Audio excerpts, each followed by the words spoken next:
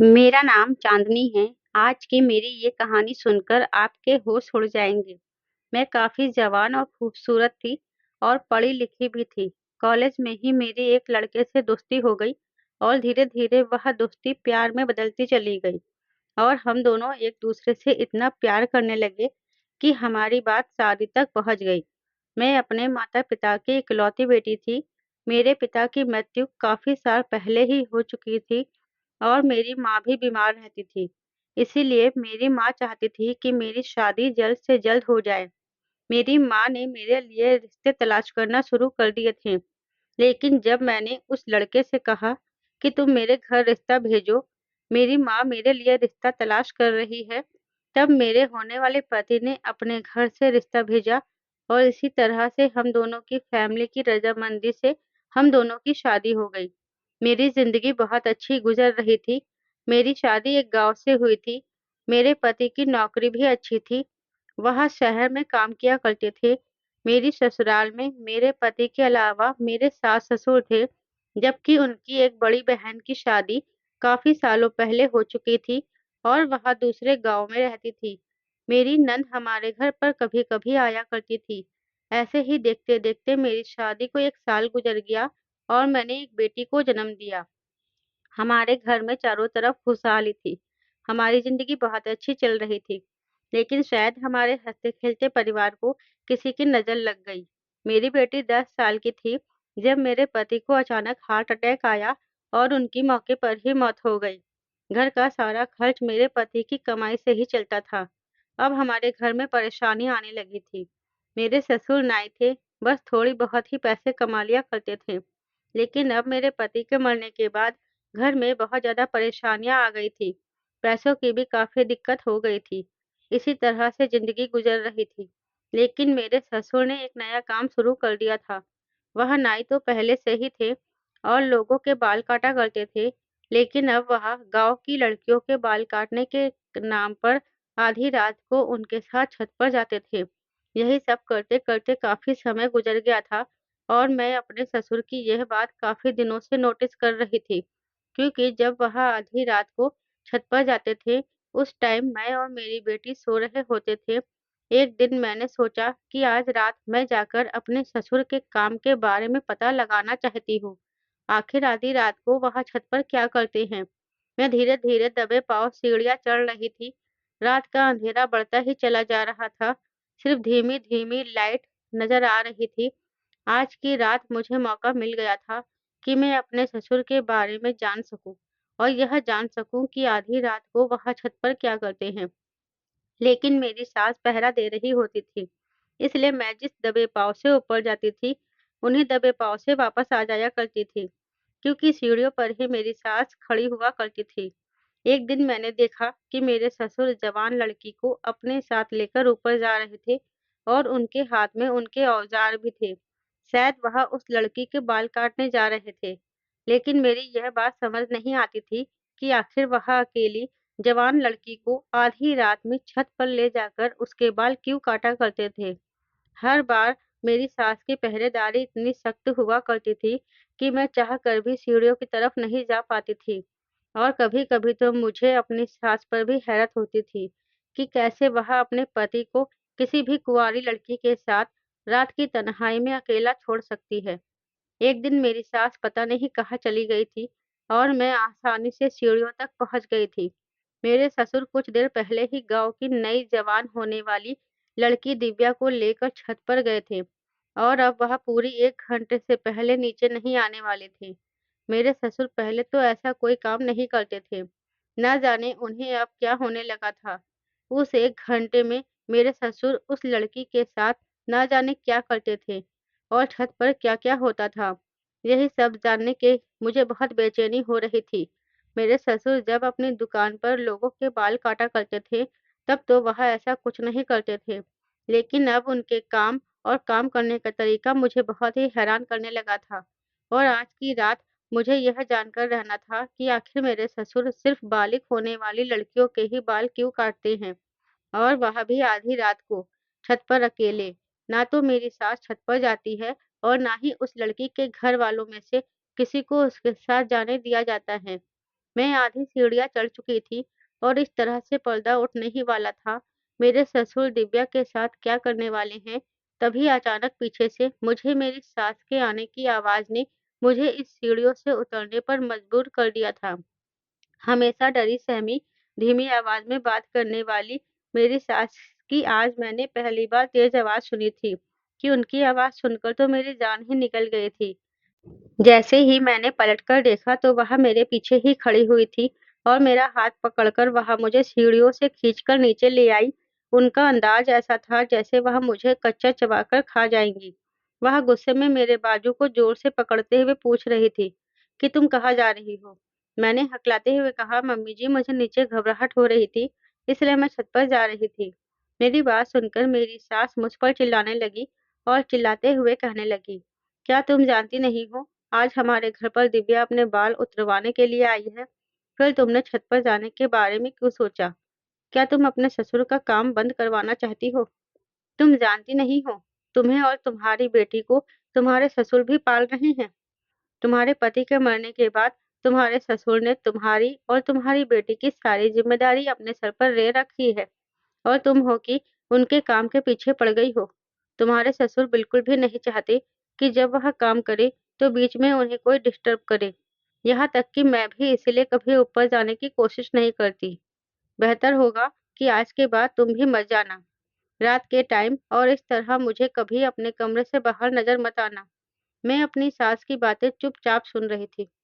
अब जबकि वह मुझे इस बात का ताना दे रही थी कि मेरे ससुर मेरा और मेरी बेटी का पेट पाल रहे हैं और मेरा पति भी जिंदा नहीं है। इसलिए मैं खामोश हो गई, क्योंकि अपने ससुर के मुझे वैसे ही डर लगता था। जब मेरे पति जिंदा थे, वह भी अपने पिता से कम ही बात किया करते थे और अब अपने ससुर की इस अजीबो-गरीब करतूत की वजह से मैं भी बहुत ज़्यादा परेशान रहती थी। अगर ऐसे में मेरे सास-ससुर मुझसे और ज़्यादा नाराज़ हो गए, तो मेरे लिए परेशानियाँ और भी बढ़ जाती। मैंने फ़ौरन ही अपनी सास से माफ़ी माँग ली थी और कहा कि आज के बाद मैं कभी ऐसी गलती नहीं करूँगी। मेरी सास ने मुझसे कहा कि चलो अपने कमरे में जाकर सो जाओ, देखो कहीं तुम्हारी बेटी ना जाग जाए। और मैं अपने कमरे की तरफ आ गई। कमरे में आकर मेरे दिमाग में यही बात घूम रही थी कि आखिर मेरे ससुर को इतनी भी तन्हाई की क्या ज़रूरत थी कि उन्हें किसी तीसरे शख्स की मौजूदगी थी। जबकि पहले तो वह अपने दुकान पर खुलेआम बाल काटा करते थे और उनकी दुकान पर काफ़ी सारे लोग भी आ जाया करते थे। न जाने अब उन्हें क्यों सिर्फ 2 से तीसरा इंसान बर्दाश्त नहीं था। पहले तो मेरे ससुर को किसी भी तरह की ज़रूरत नहीं होती थी और ना ही किसी के आने-जाने से उन्हें कोई परेशानी थी। अब तो मेरे ससुर तो अलग ही तरह के हो गए थे। मेरे ससुर मेरी बेटी से भी कम ही प्यार किया करते थे। मैंने दूसरों के दादा को देखा था कि वह अपनी पोतियों को बहुत लाड प्यार करते थे, लेकिन मेरे ससुर तो मेरी बेटी पर सिर्फ और सिर्फ पाबंदियां ही लगाया करते थे। हर बात पर मेरी बेटी से यही कहते थे कि अब तेरा बाप मौजूद नहीं है, इसलिए तू अब मेरी ज़िम्मेदारी है। अभी मेरी बेटी 10 साल की ही थी और इतनी कम उम्र में ही मेरे ससुर अपनी पोती पर रोक-टोक करने लगे थे और इस तरह से रोक-टोक करते थे जैसे मेरी बेटी कोई जवान लड़की हो और ना ही मैं और मेरी बेटी उनके परमिशन के बिना घर से बाहर निकलते थे और ना ही किसी के घर जाने के बारे में सोच सकते थे। मेरी बेटी को स्कूल लाने ले जाने का काम भी मेरे ससुर खुद ही किया करते थे। कभी-कभी तो मुझे अपने ससुर पर बहुत गुस्सा आता कि मेरा दिल चाहता है कि किसी तरह से मैं इस घर से अपनी जान छुड़ा लूँ। लेकिन इस घर से मेरी जान कभी नहीं छूट सकती थी। लेकिन ऐसा नहीं हो सकता था, क्योंकि मेरी माँ ही थी जिन्होंने मेरी शादी की थी। मेरी शादी के बाद तो वह भी इस दुनिया को छोड़कर चली गई थी, क्योंकि मेरी शादी से पहले उनकी तबीयत खराब रहती थी। अब मेरा कोई नहीं था, मैं जिसके पास अपना सुख-दुःख बाँटने के लिए जा सकती थी। महीने में 4-5 बार मेरे ससुर रात को यह काम किया करते थे और लड़की के बाल काटा करते थे और हमारे घर की ही छत पर काम किया करते थे। बाकी सारा टाइम घर में ही रहने लगे थे। अब उन्होंने अपनी दुकान पर जाना छोड़ दिया था। हमेशा मुझ पर और मेरी बेटी पर नज़र रखते रहते थे। जब से मेरे पति की मौत हुई थी, तब से घर की सारी ज़िम्मेदारी मेरे ससुर के कंधों पर आ गई थी और इसी वजह से मेरे ससुर मेरी बेटी पर अपना पूरा हक जमाते थे। मेरे सास-ससुर की शादी को काफ़ी टाइम हो गया था, लेकिन फिर भी मेरी सास अपने पति से डरी सहमी सी नजर आती थी, जैसे उन्हें किसी बात का कोई डर हो। लेकिन मैं तो बहुत ही हंसने बोलने वाली औरत थी और अपने ससुर से बात करने की कोशिश करती थी। लेकिन मेरे ससुर का ही मूड हमेशा खराब रहता था, इसलिए मैं उनसे ज्यादा बात नहीं कर पाती थी। मैं अपनी सास से काफी बातें कर लिया करती थी। अपनी सास को अपने सामने चिल्लाते हुए देखकर मुझे काफी दुख हुआ था, जबकि मेरे ससुर के आगे मेरी सास की जान निकल जाती थी। शादी से अब तक मैंने देखा था कि उन्होंने कभी अपने पति से नज़र मिलाकर बात तक नहीं की थी, बल्कि खामोशी से उनके हर हुक्म के आगे सर झुका देती थी।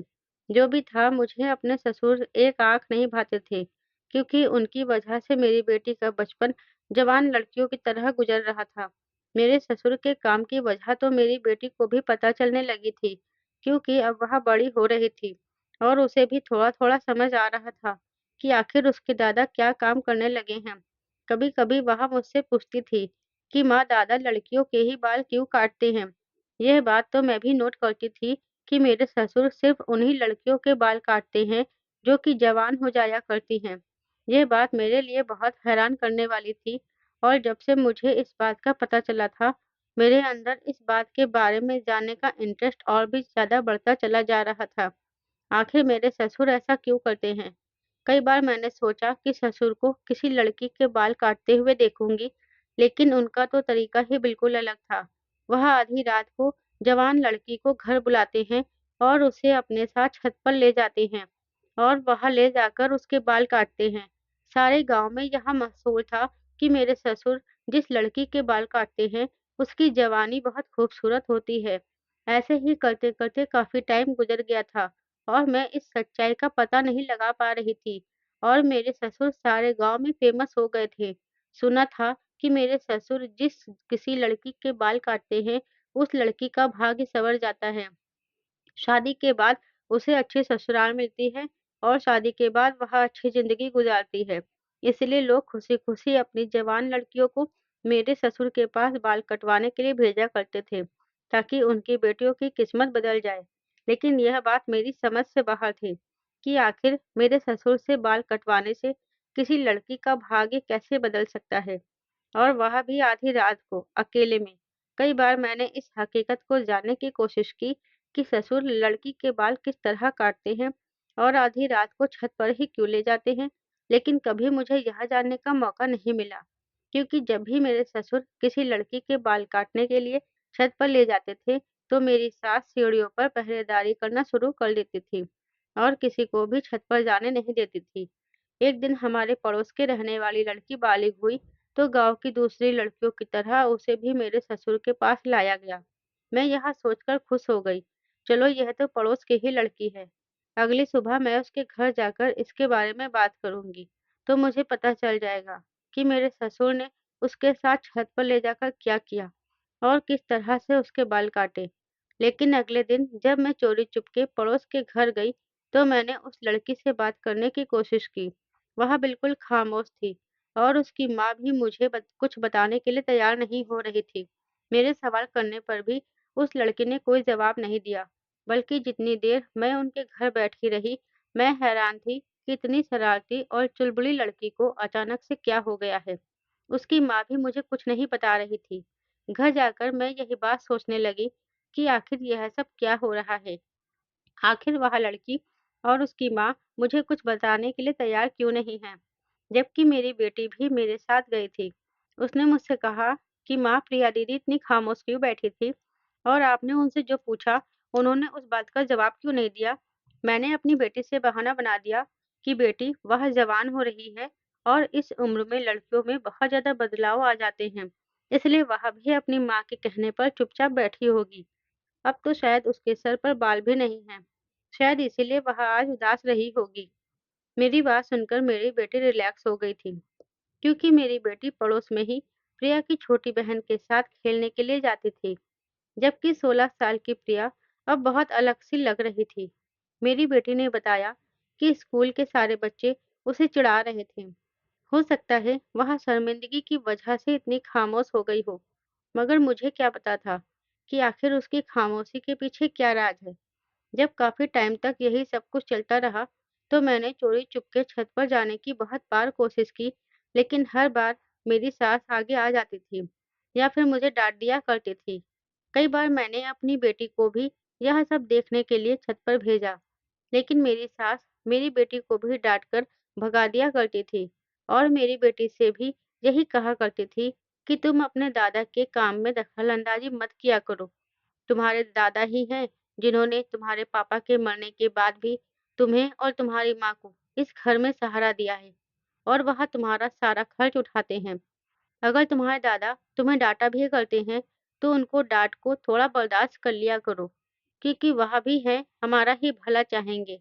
शुरू-शुरू में मुझे अपनी सास की बात बिल्कुल समझ में नहीं आती थी, लेकिन फिर कभी-कभी मैं यह भी सोचा करती थी कि मैं एक विधवा औरत हूँ, जिसे पूछने वाला कोई नहीं है और मेरा और मेरी बेटी का मेरे सास-ससुर के अलावा इस दुनिया में कोई सहारा नहीं है। मेरे माता-पिता तो मर चुके थे और कोई रिश्तेदार मेरा नहीं रहता था, जिसके पास मैं चली जाऊँ। सारे रिश्तेदार मेरे बाहर रहा करते थे और किसी ने मेरे माता-पिता के बाद कभी मुझे पलट कर भी तो नहीं देखा था। किसी ने मेरा हाल तक नहीं पूछा था। ऐसे में मेरे सास-ससुर ही थे, जो हर वक़्त मेरे साथ खड़े रहते थे। मैं अपनी बेटी को अपना सहारा बनाना चाहती थी। मैं अपनी बेटी को पढ़ाना चाहती थी, पढ़ा-लिखा कर कामयाब बनाना चाहती थी। आखिर मैं कब तक ऐसे अपने ससुर की कमाई पर यहाँ पर रहती? मैं कोई काम भी तो नहीं कर सकती थी, क्योंकि गाँव में औरतों को काम करने की परमिशन नहीं दी जाती है। इसीलिए मैं चुपचाप घर में रहकर अपने ससुर की ही कमाई पर अपनी बेटी को पढ़ा रही थी। मेरी बेटी को भी पढ़ने का बहुत शौक था। मैं उससे कहती थी कि तुम मेरी बेटी हो और तुम मेरे साथ ही रहो। मेरे लिए तुम कभी बोझ नहीं बन सकती। जब तक मैं ज़िंदा हूँ, तुम्हें कभी किसी चीज़ की कमी नहीं होने दूँगी। मैं अपनी बेटी से बहुत प्यार करती थी। मेरे पति के मरने के बाद मेरी सास ने काफ़ी टाइम तक मेरे लिए रिश्ते भी तलाश किए थे, लेकिन मैं शादी नहीं करना चाहती थी और मैंने उनको मना कर दिया था। इसी वजह से मुझे अपने सास-ससुर की हर बात को मानना पड़ता था और गाँव वाले भी मेरे ससुर की बहुत इज़्ज़त किया करते थे। वह गाँव के पंचायतों में भी जाया करते थे। लेकिन मेरी सास का कहना था कि इसमें उनकी मोहब्बत छुपी हुई है। जब मैं यह बात सोचती थी, तो मुझे भी अच्छा लगता था कि अगर हमारे पास मेरे ससुर का सहारा ना होता, तो शायद हम दोनों माँ-बेटी आज इस गाँव में बेसहारा और मोहताज की ज़िंदगी गुज़ार रहे होते। बस यही सब सोचते हुए मैं शांत हो जाया करती थी कि मुझे अपने ससुर के काम में टाँग नहीं अड़ानी चाहिए। उस रात के बाद कभी मैंने छत पर जाने का सोचा भी नहीं। मैं डर गई थी कि अगर मेरी सास ने मेरे ससुर से मेरी शिकायत कर दी, तो मैं और मेरी बेटी कहाँ जाएँगे? मेरे ससुर का काम पहले की तरह ही चल रहा था। अब कभी हफ्ते में 1 बार तो कभी 2 बार कोई न कोई लड़की बालिग होकर हमारे घर आती और मेरे ससुर के साथ खामोश होकर छत पर चली जाती थी और मेरी सास सीढ़ियों के पास ही रहती और 1 घंटे बाद जब वह लड़की छत से वापस नीचे आती, तो मेरे ससुर उसके जाने के काफ़ी देर बाद नीचे आते थे और उनकी हालत काफ़ी खराब होती थी। इस बात के बारे में भी मुझे तब पता चला जब मैं एक रात पानी पीने के लिए किचन में जा रही थी, तो मैंने अपने ससुर को सीढ़ियाँ उतरते हुए देखा, तो मुझे उनका हुलिया बहुत ही खराब लग रहा था। मेरे ससुर का साँस भी फूला हुआ था।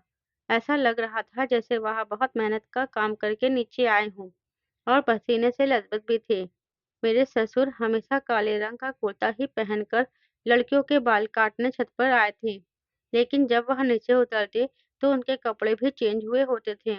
जो कपड़े वह पहनकर छत पर गए होते थे, वह कपड़े उनके शरीर पर मौजूद नहीं होते थे, बल्कि वह दूसरे कपड़े पहनकर नीचे उतरते थे।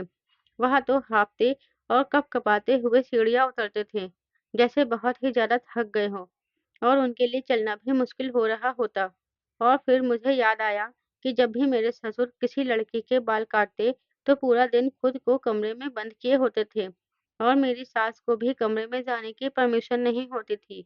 वह इतना ज़्यादा थक जाया करते थे कि सारा दिन कमरे से ही नहीं निकला करते थे और फिर उस टाइम उन्हें ऐसा चलता देखकर मुझे ऐसा लग रहा था जैसे वह खेत में हल जोत कर आ रहे हों।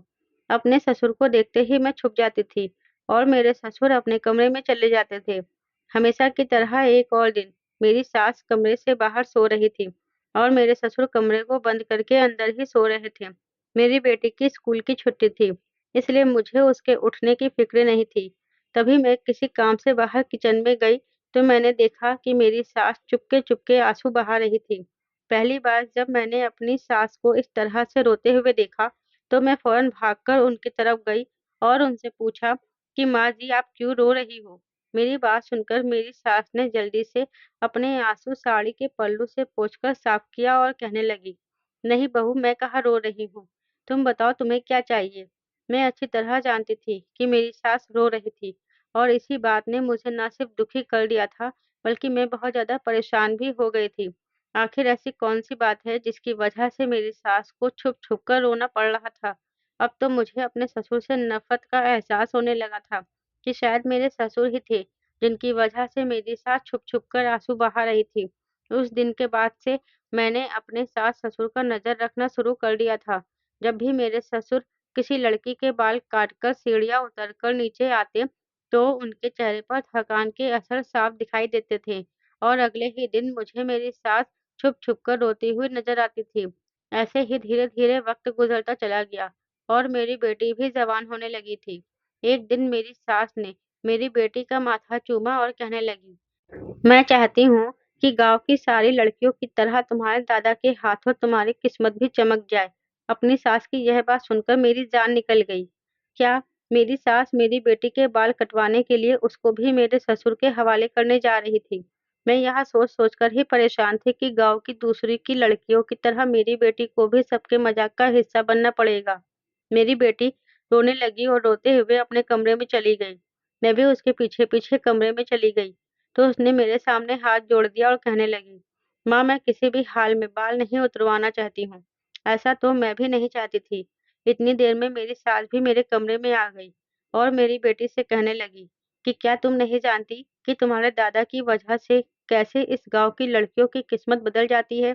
जिसके भी बाल आज तक तुम्हारे दादा ने काटे हैं, कुछ ही दिनों में उनकी शादी बहुत धूमधाम से हुई है और बहुत ही अच्छी जगह पर हुई है। ऐसे ही गाँव वाले अपनी बेटियाँ तेरे दादा के हवाले करके नहीं जाते। जब वह तेरे दादा से इस काम के लिए फ़ायदा उठा सकते हैं, तो फिर हम घर वाले क्यों नहीं? तू तो हमारे घर की बेटी है। मैंने अपनी सास से मना किया, लेकिन मेरे लाख मना करने के बावजूद भी मेरी सास ने ससुर को बुलाया और मेरे ससुर से कहा कि आज की रात आपको अपनी पोती के बाल उतारने हैं। यह सुनकर मेरे ससुर के चेहरे का रंग फीका पड़ गया था। वह कहने लगे कि क्या हमारी पोती भी बालिग हो गई है? मेरी सास मुस्कुराते हुए कहने लगी, हाँ, अब हमारी पोती की बारी है। अब इसकी शादी धूमधाम से किसी अच्छी जगह करेंगे और अगर इसके बालों पर आपका हाथ लग गया तो गाँव की दूसरी लड़कियों की तरह इसकी किस्मत भी चमक उठेगी। ये कहकर मेरी सास ने ही मेरी बेटी को ससुर के साथ छत पर भेज दिया। मैं अपनी बेटी को रोकने की बहुत कोशिश कर रही थी, लेकिन मेरी सास ज़बरदस्ती मेरी बेटी को छत पर ले गई और छोड़कर वापस आ गई।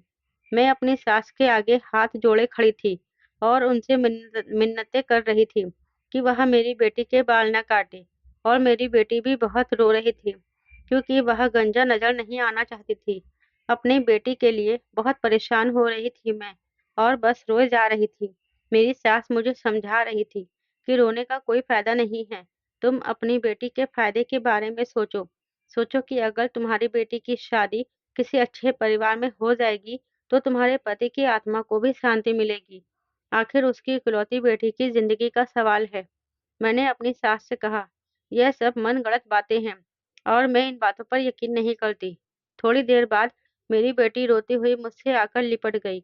मैंने देखा कि मेरी बेटी के बाल सही सलामत हैं। ये देखकर मेरी सास के चेहरे का रंग फीका पड़ गया था कि उसके बाल कटे हुए नहीं थे, बल्कि बिल्कुल ठीक थे।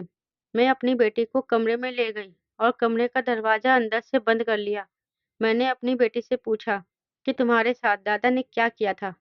मेरी बेटी ने बताया कि दादा ने पहले तो अपना ब्लैक कलर का कुर्ता पहना और उसके बाद मेरे सामने आकर बैठ गए। दादा मेरे करीब आए तो मेरी जान निकल गई और फिर जैसे ही दादा ने मेरे सर पर हाथ रखा तो मेरी आंखों से आंसू बहने लगे।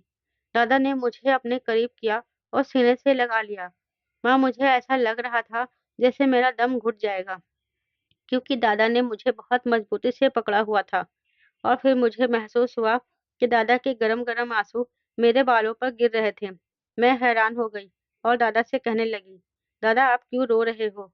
काफ़ी देर बाद जब दादा ने मुझे खुद से अलग किया, तो उनकी आँखें लाल हो गई थी और आँसुओं से उनका चेहरा भीगा हुआ था। और दादा ने मुझे एक ऐसी बात बताई, जिसको सुनकर मेरे होश उड़ गए थे। दादा ने मुझे बताया कि मेरी बेटी, मैं तेरे बाल नहीं काट सकता, मैं तेरे साथ कुछ गलत नहीं कर सकता। तू मेरा अपना खून है, तू मेरे इकलौते बेटे की निशानी है और तेरी चाहत मेरे घर की छत है। माँ दादाजी की बातें मुझे बिल्कुल भी समझ नहीं आ रही थी, लेकिन दादाजी के शब्दों ने मुझे चौंकने पर मजबूर कर दिया था। मैंने दादा से कहा कि आखिर आप क्या कहना चाहते हैं? और दादा ने मुझे वापस आपके पास आने को कहा। कहने लगे, तुम वापस अपनी माँ के पास चली जाओ और अपनी माँ से कहना कि दादा तुम्हारे बाल नहीं काट रहे हैं। और मैं आपके पास भागी चली आई। अपनी बेटी की सारी बातें सुनकर तो मुझे बहुत हैरत हुई और मैं अपने ससुर के कमरे की तरफ चली गई। मेरी बेटी भी मेरे साथ ही थी। जब मैं अपने ससुर के कमरे में गई, तो मेरे ससुर मेरी सास के कदमों में बैठे रो रहे थे और मेरी सास से माफ़ी माँग रहे थे। मेरी सास भी सिसक-सिसक के रो रही थी। यह सब देखकर मैं परेशान हो गई और उन दोनों से पूछने लगी कि आखिर मामला क्या है? मुझे भी तो कुछ पता चले। आप दोनों कितनी देर से एक दूसरे के पास बैठकर रो रहे हो? मेरे ससुर ने जब मेरी आँखों में और मेरी बेटी की आँखों में आँसू देखे, तो वह मेरे करीब आकर कहने लगे, आज मैं तुम्हें एक सच्चाई के बारे में बताना चाहता हूँ और तुमसे एक राज खोलना चाहता हूँ। शायद जिसे सुनकर तुम्हारा शरीर काँपने लगेगा। मेरे ससुर ने मुझे रोते हुए बताया कि आज से कोई साल पहले की बात है, मैं इस गाँव के चौधरी का खास नाई था और मैं सिर्फ चौधरी के ही बाल काटा करता था। गाँव का चौधरी बहुत अय्याश तरह का आदमी था और उसकी आदत मुझे बिल्कुल भी पसंद नहीं थी। लेकिन मेरी मजबूरी थी कि मुझे यहाँ नौकरी करनी पड़ रही थी। और फिर एक दिन गाँव के चौधरी ने मुझे नौकरी से निकालकर एक नया काम सौंप दिया। लेकिन जो काम उसने मुझे बताया, वह काम मैं करने के लिए तैयार नहीं था और उसके घर से काम छोड़ दिया। उसके बाद मैंने गाँव में अपनी ही दुकान खोल ली थी। जब मेरा बेटा कमाता था, तो मुझे इतनी परेशानी नहीं होती थी। चौधरी मुझे दुकान पर आकर बहुत परेशान किया करता था और मुझे इस काम के लिए रज़ामंद करना चाहता था, लेकिन मैं कभी भी उसके इस घिनौने काम में साथ नहीं देना चाहता था। और फिर एक दिन ऐसा हुआ कि मेरा बेटा इस दुनिया से चला गया और घर की सारी ज़िम्मेदारियाँ मेरे सर पर आ गईं। चौधरी ने मेरा जीना दुश्वार कर दिया था। ये बात मैंने कभी बेटे को भी नहीं बताई थी। वह चाहता था कि मैं किसी भी तरह से उसकी बात मान लूँ और जो वह कहता है वह करना शुरू कर दूँ। लेकिन मैं बहुत खुददार आदमी था, उसकी बात नहीं मानना चाहता था। भले ही मैंने उसके यहाँ काम करना छोड़ दिया था और जब अपनी दुकान कर ली तो वह मुझे वहाँ आकर भी तंग किया करता था। मेरे बेटे की नौकरी अच्छी थी और उसकी कमाई से सारा घर का खर्च आराम से चल रहा था। इसीलिए मैंने चौधरी से तंग आकर अपने दिमाग पर किसी भी तरह का बोझ नहीं डाला था। लेकिन जब मेरा बेटा मर गया और घर में परेशानियाँ आने लगी, तो मुझे सिर्फ यही रास्ता ठीक लगा और मैंने चौधरी के सामने हार मान ली और उसका काम करने के लिए राज़ी हो गया था। चौधरी ने सारे गाँव में यह बात मशहूर कर दी कि मेरे हाथ में जादू है और मैं जिसके भी बाल काटता हूँ, उसकी किस्मत सँवर जाती है। यहाँ तक कि गाँव के चौधरी की ज़मीन भी फलने-फूलने लगी है और यह इसलिए हुआ है क्योंकि मैं उनके बालों पर हाथ लगाता था। सारे ही गाँव वाले अनपढ़ और सीधे-साधे लोग हैं। उनके लिए तो गाँव की चौधरी की हर एक बात सही होती है और गाँव के चौधरी ने इस बात को बहुत ज़्यादा फ़ायदा उठाया, बहुत ज़्यादा चर्चा किया, तो गाँव वालों ने आँख बंद करके उसकी बात पर यकीन करना शुरू कर दिया और उसके बाद चौधरी साहब ने गाँव में यह बात फैला दी कि मैं किसी बालिग लड़की के बाल उतार लूँगा, तो उसकी किस्मत बदल जाएगी और उसकी शादी बहुत अच्छी जगह होगी। मुझे समझ नहीं आ रहा था कि चौधरी साहब ने यह सब कुछ क्यों किया है और यह काम मुझसे क्यों करवा रहे हैं। चौधरी साहब ने मुझे लाखों रुपए देने का वादा किया था और कहा था कि मुझे बस इस गाँव की जवान होने वाली लड़कियों के बाल उतारने हैं। मैं पैसों के लालच में आ गया था और अपने घर की परेशानियों को देखते हुए मैंने चौधरी के पैसे ले लिए और यह काम करना शुरू कर दिया। मुझे लगा कि इसमें कोई गलत बात नहीं होगी और फिर जब गाँव वाले यह सोचकर मेरे पास अपनी नई बालिग बेटियों को मेरे पास लाने लगे, तो उनकी किस्मत बदलने लगी। इसीलिए मैं भी खुशी-खुशी रात के अंधेरे में उनके बाल उतार दिया करता था और बदले में चौधरी साहब मुझे बहुत सारे पैसे दिया करते थे। कई सालों तक यह सिलसिला इसी तरह से चल रहा था। फिर एक दिन मुझे तुम्हारी दादी ने बताया कि जिन लड़कियों के बाल मैं काटता हूँ, उनके साथ चौधरी साहब क्या खेल खेलते हैं। और यह जानकर मेरे भी रोंगटे खड़े हो गए थे और मैं चौधरी के इस गंदे खेल में अब बुरी तरह से फंस चुका था और अब मैं खुद को चाह कर भी नहीं बचा पा रहा था और आज तक मैं उनके इस खेल का शिकार हूँ। तुम्हारी सास को इस बारे में चौधरी की हवेली की किसी नौकरानी ने बताया था और तुम्हारी सास ने यह बात फिर मुझे बताई, तो मुझे बड़ा अफसोस हुआ कि मैं कितना गलत काम कर रहा हूँ। चौधरी साहब को कम उम्र की नई-नई जवान लड़कियों के साथ अपनी हवस पूरी करने का शौक था और गाँव में इस बात को बहुत ज़्यादा छुपाया जाता था कि कोई लड़की कब जवान हुई है। चौधरी साहब ने यह खेल रचाया और मैं उनकी बातों में आ गया। जवान होने वाली लड़की जैसे ही मेरे पास आकर अपने बाल कटवाती, तो चौधरी साहब को इस बात की खबर हो जाती कि अभी लड़की नई-नई बालिग हुई है और वह उसके साथ अपनी हवस पूरी करने के लिए कोई नया खेल रचाकर उसे अपनी हवेली बुला लिया करते थे और गाँव के हर बालिग लड़की उनकी गंदगी और उनकी हवस का शिकार बन जाती थी। अब मैं इस काम में बुरी तरह से फँस चुका हूँ। यहाँ तक कि चौधरी साहब ने मुझे ब्लैकमेल किया था कि अगर मैंने किसी के सामने भी यह बात खोलने की कोशिश की, तो वह बिल्कुल भी इस बात को स्वीकार नहीं करेंगे, बल्कि मुझ पर ही कोई इल्ज़ाम लगाकर मुझे बदनाम कर देंगे। इस डर से मैंने कभी चौधरी साहब का काम ना छोड़ा और ना ही कभी अपने घर की औरतों को अकेला घर से बाहर जाने की परमिशन दी। चौधरी की नज़र बहुत गंदी है और खराब है। तुम्हारी सास अच्छी तरह से जानती थी कि जिन लड़कियों के बाल मैं काटता हूँ, उनके साथ चौधरी साहब क्या करते हैं। इसलिए वह छुप-छुप कर रोया करती थी और मैं खुद भी कई घंटे रोने के बाद नीचे आता था, क्योंकि मैं इस गंदे काम में शामिल नहीं होना चाहता था। मेरी मजबूरियों ने मुझे यह काम करने पर मजबूर कर दिया था। चौधरी साहब ने मुझे काले रंग का कुर्ता दिया था और कहा था कि लड़की के बाल काटते टाइम तुम यह कुर्ता पहना करो, ताकि लोगों को लगे कि तुम कुछ खास करते हो, जिसकी वजह से लड़कियों की किस्मत बदल जाती है।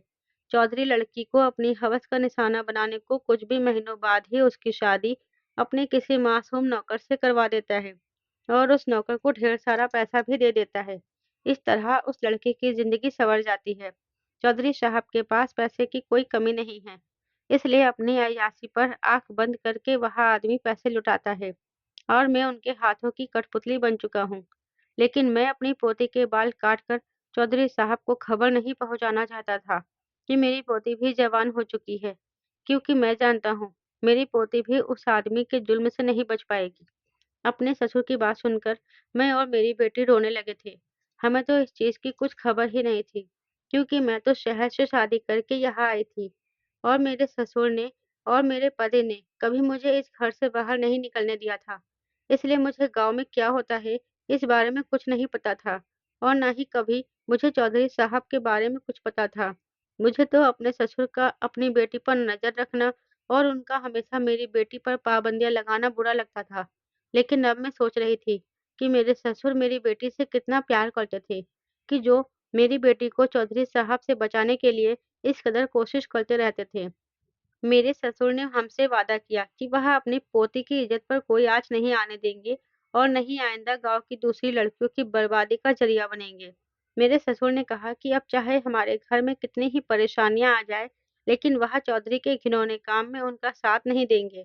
मेरे ससुर ने हमसे कहा कि अपना सामान पैक कर लो, हम इस गाँव को छोड़कर कहीं दूर चले जाएँगे और जाने से पहले मैं गाँव के मास्टर के नाम एक खत लेकर जाऊँगा, जिसमें मैं सारी हकीकत लिख दूँगा। गाँव के मास्टर एक समझदार आदमी हैं, तो खामोशी से गाँव वालों को यह बात समझा देंगे और यह किस्सा हमेशा-हमेशा के लिए खत्म हो जाएगा। हम में से कोई नहीं जानता था कि अब हमारी मंजिल क्या है। मेरे ससुर ने कदम बढ़ाया था, इसलिए हमें यकीन था कि ऊपर वाला हमारी मदद ज़रूर करेगा। मेरे ससुर ने गाँव के मास्टर के नाम पर एक लंबा-सा लेटर लिखा, जिसमें उन्होंने हर बात साफ-साफ लिख दी थी, ताकि हमारे जाने के बाद कोई भी गाँव वाला चौधरी साहब की बातों में ना आ सके। फिर कोई लड़की बाल कटवाकर या किसी और तरीके से चौधरी साहब तक ये खबर ना पहुँचा पाए कि वह बालिग हो चुकी है। मुझे आज भी अच्छी तरह से यह बात याद है कि जब भी कोई लड़की बालिग होने के बाद गंजी होती, और फिर कुछ दिनों के बाद वह डरी सहमी और खामोश रहती थी। मुझे ऐसा लगता था जैसे यह सब इसलिए है क्योंकि वह गंजी हुई है, इसलिए परेशान है। लेकिन यह रास्ता खुला था कि वह चौधरी साहब की हवस का निशाना बनकर आई थी। और मेरे ससुर, जिनको मैं बहुत ही गलत समझती थी, दरअसल वह खुद भी एक तकलीफ का शिकार थे।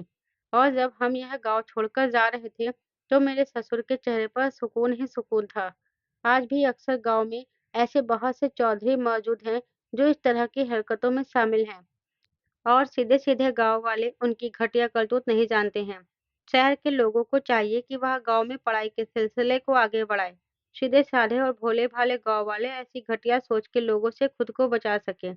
मेरे ससुर ने चौधरी से जितने भी पैसे कमाए थे, वह सारे पैसे लेकर मेरे ससुर और हमारा पूरा परिवार शहर जाकर रहने लगे थे। शहर जाकर रहने में हमें बहुत परेशानी हुई थी क्योंकि हम नए-नए शहर आए थे और हम गाँव के लोग थे, इसीलिए हमें रहने में दिक्कत आ रही थी। मेरे ससुर ने शहर में एक मकान खरीद लिया। मकान छोटा था, लेकिन हमारा गुज़ारा अच्छे तरीके से हो रहा था। मेरी बेटी जवान हो गई है, वह पढ़ाई भी कर रही है और बच्चों को ट्यूशन भी पढ़ाती है। मैं भी जॉब करती हूँ क्योंकि मैं पढ़ी-लिखी थी, इसलिए मुझे जॉब आसानी से मिल गई। मेरी सास अच्छी सिलाई करती है, तो वह सिलाई करती है और अब उसी तरह से हमारे घर का गुज़ारा चल रहा है। लेकिन अब बहुत अच्छी ज़िंदगी गुज़र रही है, क्योंकि अब किसी तरह की कोई परेशानी नहीं है। और मेरे ससुर भी अब सुकून से हैं और अब वह मेरी बेटी पर कोई रोक-टोक नहीं करते हैं। शहर के आने के बाद हमारी ज़िंदगी पूरी तरह से बदल गई। ना जाने उस चौधरी के साथ क्या हुआ होगा, लेकिन मुझे उम्मीद है कि चौधरी के खिलाफ मास्टर ने ज़रूर कोई कदम उठाया होगा। हम गरीब लोग थे, अगर गाँव में रहकर चौधरी का सामना करते, तो चौधरी हमें कहीं का ना छोड़ता और हमारी ज़िंदगी तबाह करके रख देता। इसलिए तो मेरे ससुर ने गाँव को छोड़ने का फैसला किया था। फिलहाल अब हमारी परेशानी खत्म हो गई है। हम तीनों बहुत अच्छी कमाई कर रहे हैं और हमारे घर का खर्चा चल रहा है। ससुर छोटा-मोटा कोई काम कर लेते हैं, लेकिन उन्होंने हमारे लिए पहले ही काफ़ी कुछ किया है, इसलिए हम नहीं चाहते कि अब वह काम करें। उनकी उम्र हो गई है, वह बीमार रहने लगे हैं। अब हम माँ-बेटी इस घर का बोझ उठा रहे हैं और हमारी ज़िंदगी बहुत अच्छी गुज़र रही है और बहुत खुशी-खुशी से गुज़र रही है। तो दोस्तों, उम्मीद करती हूँ आपको हमारी कहानी पसंद आई होगी। कहानी पसंद आई है तो वीडियो को लाइक और शेयर करें। चैनल पर नए हैं तो चैनल को सब्सक्राइब ज़रूर करें, साथ ही बेल आइकन को प्रेस करें जिससे वीडियो की अगली अपडेट सबसे पहले आपको मिले।